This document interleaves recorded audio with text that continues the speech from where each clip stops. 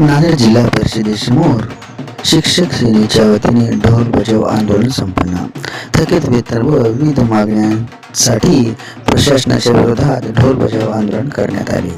शिक्षकांच्या विविध प्रलंबित मागण्यांसाठी आज नांदेड येथे शिक्षक सेनेच्या वतीने राज्यव्यापी ढोल बजाव आंदोलन करून शिक्षक आमदार तथा शिक्षक सेनेचे राज्य अध्यक्ष अभ्यंकर यांच्या आदेशानुसार हे आंदोलन करण्यात आले। जिल्हा परिषद शिक्षण विभागाच्या दिरंगाईमुळे थकीत वेतनाची रक्कम परत गेल्याने शिक्षकांची आर्थिक कोंडी झाली आहे। यांच्या निषेधार्थ प्रशासनाचे लक्ष वेधण्यासाठी शिक्षकांनी जोरदार घोषणाबाजी करत ढोल बजाव आंदोलन केले। यावेळी शिक्षकांनी थकीत देयके तात्काळ जमा करणे, बंद केलेले वेतन पुन्हा सुरळीत करणे, अतिरिक्त शिक्षकांचे समायोजन तसेच प्रलंबित वेतन श्रेणी प्रस्ताव मंजूर करण्यासह विविध मागण्या मांडल्या। या आंदोलनात जिल्ह्यातील शेकडो शिक्षक सहभागी झाले होते। प्रशासनाने तातडीने निर्णय न घेतल्यास आंदोलन अधिक तीव्र करण्याचा इशारा शिक्षकांनी दिला आहे। नांदेडच्या वतीने आज जिल्हा परिषद समोर ढोल बजाव आंदोलन आम्ही या ठिकाणी करत आहोत। आमचे राज्याध्यक्ष तथा शिक्षक आमदार जम अभ्यंकर साहेब यांच्या आदेशान्वये महाराष्ट्रभर जे आज आर्थिक पिळवणूक झालेली आहे त्या आर्थिक पिळवणुकीचा आवाज बुलंद करण्यासाठी, आवाज उठवण्यासाठी, शिक्षकांना न्याय देण्यासाठी, कारण आज जिल्हा परिषदेमध्ये ज्या थकीत वेतन आहे, थकीत वेतनामध्ये थकीत वेतन आहे, चट्टोपाध्याय निवड श्रेणी तफावतीची रक्कम आहे, निलंबन भत्ता आहे, असे अनेक प्रकारचे शिक्षकांच्या फरकाच्या रकमा असतात। त्याचबरोबर सेवानिवृत्त शिक्षक यांचे 7व्या आयोगाचे वेतन आयोगाचे हप्ते आहेत, त्यांच्या वेतन श्रेणीचे हप्ते आहेत। हे सर्व पैसा जिल्हा परिषदेला 14 कोटी रुपये आलेला होता।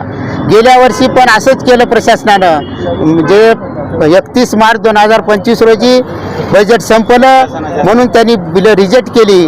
पण गेल्या वर्षीचे शिक्षक जे होते थकीत बिलाचे, यावर्षी पण त्यांनी पडताळणी केली व्यवस्थित। बिलाची पडताळणी गटविकास अधिकारी यांनी केलेली आहे। प्रत्येक एकाही बिलामध्ये त्रुटी नव्हती। सगळे बिलात म्हणजे त्रुटीने पाठवलेलं होतं। शिक्षण विभागात आलं, शिक्षण विभागामध्ये आल्यानंतर त्यांनी फक्त काय वाट पाहत होते, 31 तारखे रोजीच का त्यांनी बिल ट्रेझरीला पाठवलेले आहे। या बाबतीमध्ये चौकशी झाली पाहिजे, कारण 16 तालुक्यामधून 3 तालुक्याचे पैसे शिक्षकांच्या खात्यात जमा झाले, ते आपण परिपूर्ण झालेले नाहीत। म्हणजे हे काय खेळ चालू आहे, हा कोणता प्रकार म्हणावा? तुम्ही कशासाठी हे पैसा जमा केला नाही? कारण तुम्ही कशाची वाट पाहत होता? काय कारण होतं? कारण 31 तारखेला 11 वाजता 11:30 वाजता म्हणजे एवढा वेळ तुम्ही काय केलात? कारण तुमच्याकडे कोण येत होतं?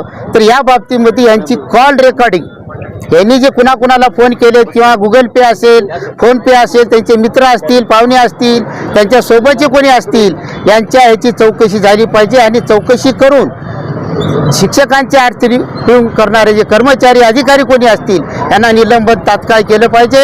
आम्ही हा लढा इथंच नाही, पूर्ण महाराष्ट्रभर आयुक्त असतील, सहसचिव असतील किंवा संचालक असतील, त्यांच्यापर्यंत आमची जमा अभ्यंकर साहेब यांच्या नेतृत्वाखाली आम्ही हा लढा लढत आहोत। आणि नांदेड जिल्ह्यामध्ये ज्या शिक्षकांची आर्थिक पिळवणूक करून आज आमच्या बांधवांचे लग्न आहेत, मुलं पाल्यांचे, काही ठिकाणी दवाखान्यात ॲडमिट आहेत, आज माझ्या एका विद्यार्थ्याची शैक्षणिक फीस भरायची आहे, मेडिकलची आहे, इंजिनिअरिंगची आहे।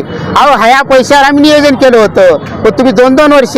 आणि हे एक महत्त्वाची सगळ्यात गोष्ट आहे की हे जे थकीत वेतनाचं टॅब आहे 2.0, हे टॅब दरवर्षी 31 मार्चला जमा होत असतात। डिसेंबरपासून बिले घेतात आणि मार्चमध्ये जमा करतात। आता हे पैसे पुढच्या वर्षीच येणार आहे। म्हणजे किती अन्याय मला सांगा। म्हणून अशा या अन्यायकारी प्रशासनाचा त्याला जागे करण्यासाठी या प्रशासनाला आम्ही ढोल बजाव आंदोलन या ठिकाणी करत आहोत आणि महाराष्ट्रभर हे आंदोलन चालू आहे। जोपर्यंत आम्हाला आमचा पैसा या 15 दिवसात परत आणून शिक्षकांच्या खात्यात जमा करणार नाहीत, तोपर्यंत आम्ही लढा आणखी तीव्र करणार आहोत। एवढेच या ठिकाणी आश्वासन करतो, या ठिकाणी थांबतो। जय हिंद, जय महाराष्ट्र।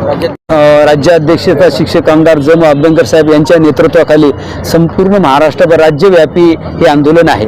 त्यातलाच एक भाग म्हणून आम्ही आज महाराष्ट्र राज्य शिक्षक सेना जिल्हा शाखा नांदेडच्या वतीनं जिल्हा परिषद कार्यालय हे आंदोलन करत आहोत। यातली सर्वात महत्त्वाची आमची इथली जी मागणी आहे की आमच्या शिक्षक बांधवांचे 14 कोटी रुपये जे परत गेलेत, हे 14 कोटी रुपये का परत गेले याची चौकशी झाली पाहिजे. आमचे सेवानिवृत्त शिक्षक बांधव 2 वर्षापासून त्यांची रक्कम आहे, आमचे शिक्षक आहेत, फरकाची रक्कम आहे, चट्टोपाध्यायाची रक्कम आहे, मेडिकलची रक्कम आहे. अहो, ज्यांनी स्वतःचे पैसे व्याजानं पैसे काढून दवाखाना दाखवलेला आहे, अशा लोकांचे पैसे आहेत.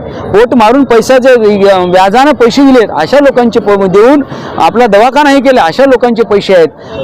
फरकाची रक्कम आहे, विलंब म्हणजे एरियसची रक्कम आहे. ह्या सगळ्या रकमा जवळपास 14 कोटी रुपये ही फक्त यांच्या लालची पोटी म्हणायला कारण नाही का आम्हाला माहीत नाही, परंतु सगळे तयार असताना BO 16 तालुक्यातले BOच्या माध्यमातून इथे आला असताना आणि 20 दिवस अगोदर पैसे आले असताना सुद्धा हे 16 कोटी रुपये 14 कोटी रुपये वापस जातात. म्हणजे निश्चितच या ठिकाणी काहीतरी घडलेलं आहे. यांचं सगळ्यांचं कॉल रेकॉर्डिंग झालं पाहिजे, यांच्या सगळ्यांचे फोन पे जे आहेत हे तपासले पाहिजे. याच्या पुढे जाऊन जर म्हटलं तर अशा अधिकारी किंवा कर्मचारी यांच्यावर निलंबनाची कारवाई झाली पाहिजे.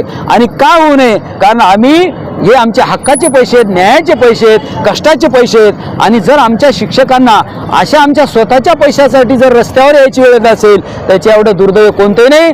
आणि त्यामुळं या प्रशासनाचा जो कोणी कर्मचारी असेल, जो कोणी या विभागाचा प्रमुख असेल, त्यांचा जाहीर आम्ही निषेध करतो. आणि जे काही दुसरे प्रश्न आहेत ते वेगळे जवळपास 8 प्रश्न आहेत आमचे. संच मान्यतेचा प्रश्न आहे, संच मान्यतेचा प्रश्न आहे कारण आज नांदेडसह राज्यामध्ये जवळपास हजारो शिक्षक अतिरिक्त झाले आहेत, परंतु त्यांचा पगार बंद केलेला आहे. हा काय प्रकार आहे? हे समायोजन करण्याची जबाबदारी प्रशासनाची आहे, पण त्या ठिकाणी आहेत. त्याच्यानंतर BOLची कामं आहेत. तुमच्या अनेक अडचणी आहेत, या जर सोडवल्या तर पुढच्या आंदोलनात्मक भूमिका काय? आमचे राज्याध्यक्ष जमो अभ्यंकर साहेब यांच्या आदेशानं जे काही आमचं पुढचं नियोजन ठरेल त्यावेळेस आम्ही तुम्हाला कल्पना देऊ.